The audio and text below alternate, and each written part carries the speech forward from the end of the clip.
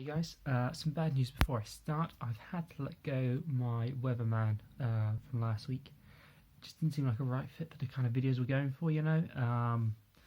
Yeah, some personality clashes there, so sorry about that. There's no weather reports this week. But I still do have my game reports for you and my game predictions, so let's get straight into those. We'll start with me v Phil. Thursday night, before then, I would have probably said Phil was favourite for this one. But with my star running back being out and my third running back looking like he's going to be out and my star running back being on a bye, thankfully, being the stack daddy that I am, I've got an RB4 who can come in and put up 20 points alongside Hopkins and put me into firm favourite position.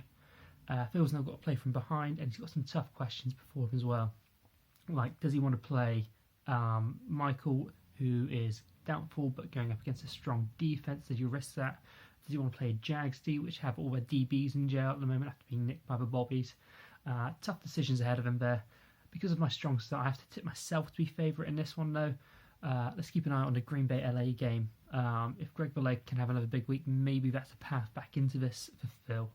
Let's move on to Brad and Tom. Both teams riddled by bye weeks this week, which will make this one into a real barn burner.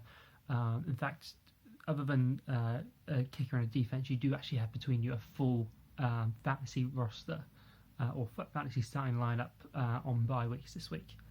For Brad, though, he still has those electric playmakers, Adams, Beckham and Johnson coming for great weeks and are capable of doing it again as far as I'm concerned this week. I think it'll be a very tough one, but I think it's Brad's to lose. With three players featuring in that Seahawks-Lion game, I'd make that your game of the week. Mo and Triss. Mo started this week by leaving 18 points on his bench, and he's not going to get another chance to get those 18 points with Fuller now going on to IR. And also, leaving 18 points on your bench, that's really not a 100 type thing to do then, Mo. You should probably work on that. He's also dealing with huge headaches at running back position at the moment. He's got two guys out, two are questionable. But where most teams are strong, it's very strong, and that's at his wide receiver's position. Before his bye week, Brown seemed to find some nice rhythm with Ben Roethlisberger again, and Adam Thielen is still the number one wide receiver in the league.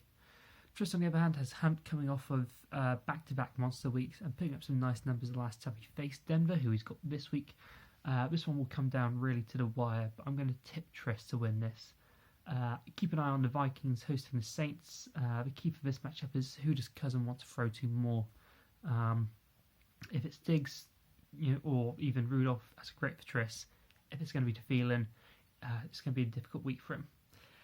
Ian v Andy, coming to this one, you'd put your money on a 5-2 team beating the 2-5 team, but here we are, Friday morning. You look at that and you think, oh crikey, actually Ian's the guy who's favourite here. Big 50-pointer for Ian. Andy still has these, these big playmakers, the game changers with Gurley and Mahomes. But Ian has his own, big names to come in as well. Still, that's Hill and Kamara, and that should take him easily north of 100 for back-to-back weeks, and likely give him his third win of the season in my mind. Kansas Denver, that's going to be your one to watch. Andy, you better be hoping that Watkins has a career day.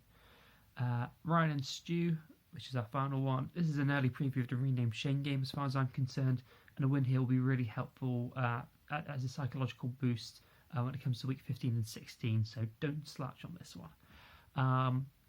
Both teams have several players missing. This game could be decided by that one big play or one player who makes a couple, has a couple red zone touches and maximises those. To that end, I think Johnson could be a real X factor here. He's now got a new OC, and maybe this guy's not going to run him up the middle 15 times a game.